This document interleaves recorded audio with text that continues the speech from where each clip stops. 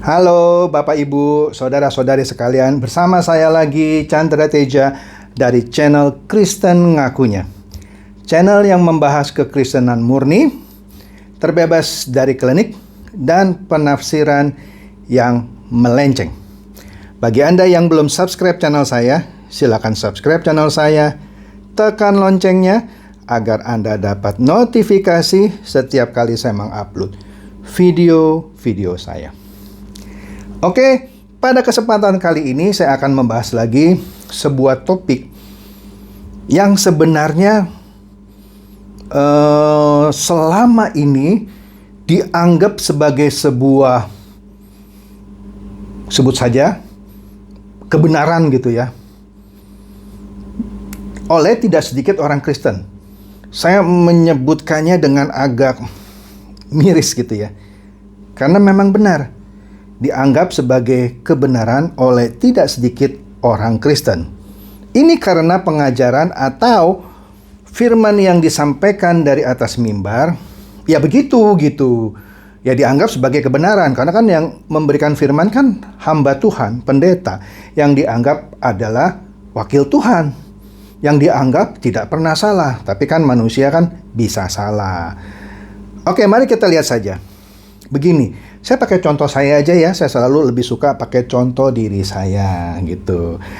Dulu saya sering dengar khotbah mengenai bilur-bilur Yesus yang diambil dari 1 Petrus 2 ayat 24. 1 Petrus 2 ayat 24 yang bunyinya, Ia sendiri telah memikul dosa kita di dalam tubuhnya di kayu salib, supaya kita yang telah mati terhadap dosa hidup untuk kebenaran. Oleh bilur-bilurnya kamu telah sembuh. Oke. Nah, kata bilur itu jika kita lihat dalam Kamus Umum Bahasa Indonesia karangan Profesor Dr. J.S. Badudu dan Profesor Sultan Muhammad Jain, artinya garis-garis bekas pukulan, yang di dalam Alkitab versi King James diterjemahkan sebagai stripe. Ya, kalau orang dicambuk gitu ya, akan terdapat bekas goresan-goresan cambuk yang dalam bahasa Inggris disebut stripe, garis-garis gitu ya, stripe. Nah, kata bilur yang berhubungan dengan sembuh juga bisa kita baca di Yesaya 53 ayat 5. Sebenarnya tidak ada yang salah, memang tidak ada yang salah dengan ayat-ayat ini. Benar bahwa bilur-bilurnya itu menyembuhkan. Masalahnya, menyembuhkan apa dulu? Itu yang harus diperjelas. Sekali lagi, betul bilur-bilurnya atau stripe tadi, bekas cambuk, menyembuhkan. Tapi menyembuhkan apa dulu? Gitu dong, ya kan? Nah, tidak sedikit hamba Tuhan yang mengkhotbahkan ayat-ayat ini dengan konteks yang sama sekali tidak tepat. Sekali lagi, mengkhotbahkan ayat ini dengan konteks dan pengertian yang tidak tepat. Tidak seperti yang ayat itu seharusnya diberitakan. Kira-kira begitu maksudnya. Nah, kalau hamba Tuhan ini tidak pernah belajar teologi yang benar, terus dia asal khotbah, kita bisa maklum. Yalah, orang dia tidak belajar teologi yang benar, terus dia asal baca, terus dia khotbahkan dan melenceng gitu ya. Ya kita maklum dia nggak belajar teologi gitu ya. Ada hamba Tuhan yang tidak belajar teologi, ada ya.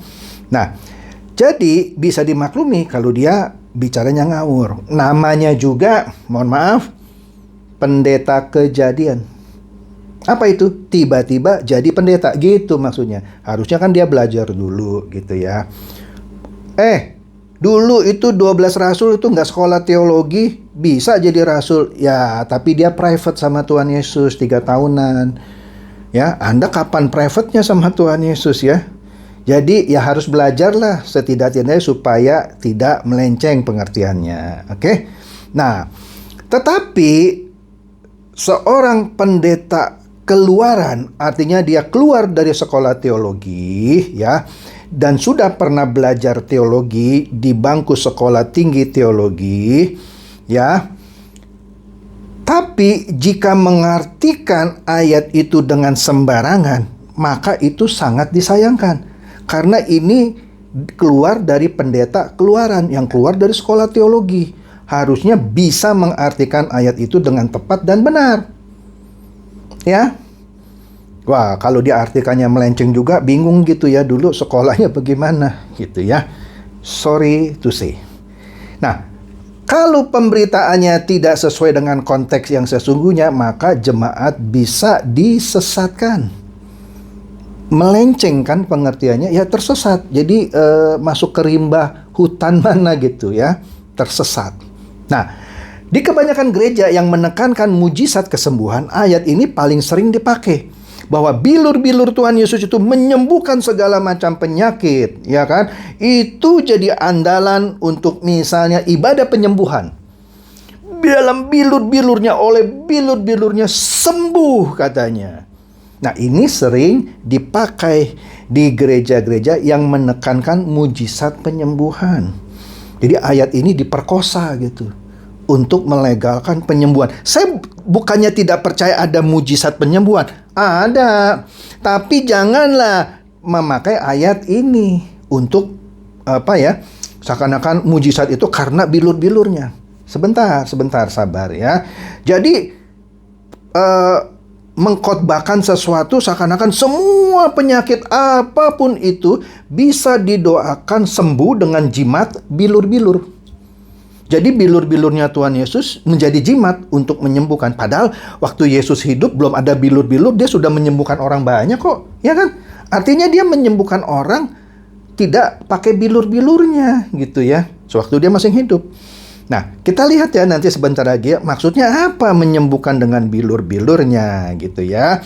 Nah, di sini menurut catatan saya, kita lihat di dalam Alkitab gitu ya. Tadi dikatakan dengan bilur-bilurnya maka engkau sembuh gitu ya. Pertanyaan saya, Anda bisa hitung ya, berapa banyak orang yang didoakan dengan jimat bilur-bilurnya itu, didoakan, terus sembuh? Atau yang sudah didoakan dengan jimat bilur-bilurnya menyembuhkan penyakitmu, malah tambah sakit, malah mati gitu. Jujur dong. Ada yang sembuh nggak? Ada. Ada yang tambah sakit atau malah mati? Ada juga. Ya, ada juga. Kemudian cek pendeta yang mendoakan itu. Jangan-jangan dia juga masih pakai kacamata. Artinya apa? Dia sakit mata. Matanya minus atau plus. Sembuhkan dulu dong dengan bilur-bilur Tuhan Yesus supaya jangan pakai kacamata gitu dong. Kan kalau orang pakai kacamata sakit mata kan? Kalau nggak minus, plus atau silinder atau apalah. Doakan dulu dong, bilur-bilur Tuhan Yesus menyembuhkan mata saya. Jangan pakai kacamata. Terus doakan orang, gitulah, ya kan? Tapi dia udah pakai jimat bilur-bilur, masih pakai kacamata, kan lucu ya? Oke, mari kita masuk pembahasannya. Di dalam 1 Petrus 2 ayat 24 itu sebenarnya adalah bagian dari rangkaian ayat-ayat yang dimulai dari ayat 18 sampai ayat 25. Dengan judul perikop, penderitaan Kristus sebagai teladan. Rangkaian ayat-ayat itu jika kita baca dengan teliti dan berulang-ulang dari 18 sampai 25 komplit, bukan hanya yang 24 gitu maksudnya. Anda baca lagi sampai bosan dah. Maka Anda akan mengerti butir-butir yang dibahas oleh ayat-ayat itu antara lain mengenai ketertundukan kita kepada Tuhan yang baik maupun Tuhan yang bengis. Menanggung penderitaan, mengikuti jejak Kristus yang telah menderita, memikul dosa, serta diakhiri dengan dipulihkannya dan disembuhkannya kita dari dosa. Bukan dari penyakit kudis, pilek, sakit kepala, bukan. Disembuhkan dari penyakit dosa. Bukan disembuhkan dari penyakit fisik yang juga butuh pemulihan. Jadi konteks asli dari rangkaian ayat 1 Petrus 2:18 sampai 25 itu berbicara tentang meneladani penderitaan Yesus yang salah satunya dibuktikan dengan garis-garis atau stripe atau bilur gitu ya, bekas pukulan cambuk yang dapat memulihkan dan menyembuhkan kita dari penyakit dosa. Bukan penyakit pilek, demam berdarah, COVID, bukan. Aduh, murah banget gitu penyakit itu disembuhkan oleh bilur-bilurnya. Bukan, bilur-bilurnya menyembuhkan kita dari penyakit dosa. Titik, sudah ya. Kok bisa-bisanya orang menerjemahkan itu penyakit pilek, masuk angin, bilur-bilurnya. Mana? Tetap aja Anda harus makan obat. Ya, bukan saya tidak percaya mujizat penyembuhan ya, jangan salah ya. Tetapi ayat ini jangan dipakai untuk suatu ibadah mujizat penyembuhan. Ngaco gitu ya. Jadi sangat melecehkan lah jika penderitaan Tuhan Yesus itu, atau jika bilur-bilurnya yang sakit itu dikhotbahkan hanya untuk menyembuhkan penyakit fisik tadi, pilek, masuk angin, diare, mencret gitu ya. Bilur-bilurnya gitu ya. Astaga. Itu melecehkan bilur-bilurnya itu sendiri. Itu kan sakit orang. Bilur-bilurnya itu untuk menyelamatkan kita, menyembuhkan kita dari penyakit dosa, bukan dari pilek, bukan dari masuk angin, bukan dari demam berdarah. Bukan. Oke, coy.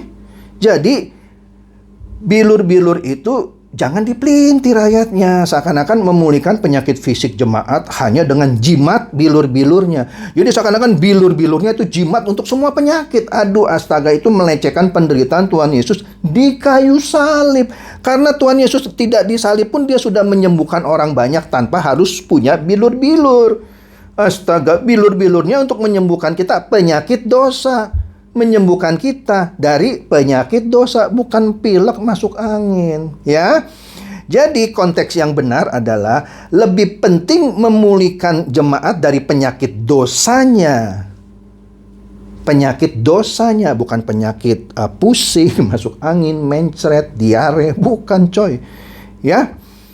Jadi kalau ada orang yang masih mengkhotbahkan dengan bilur-bilurnya engkau akan sembuh, mari saya doakan sini, saya doakan supaya pusing, sakit kepala, mencret disembuhkan dengan bilur-bilurnya. Aduh, astaga, Anda itu melecehkan bilur-bilurnya Tuhan Yesus. Penderitaan Tuhan Yesus di kayu salib. Masa untuk pilek aja pakai bilur-bilur gitu ya. Panadol, sembuh. Nggak usah pakai bilur-bilur. Sekali lagi ya, saya bukan tidak percaya mujizat kesembuhan, tapi bukan dengan ayat ini. Oke? Apakah Anda pernah jadi Kristen bilur-bilurnya?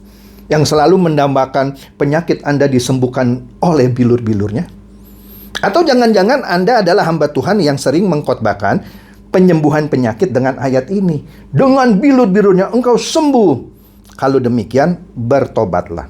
Karena ayat ini tidak berbicara mengenai penyakit fisik, tetapi mengenai penyakit dosa.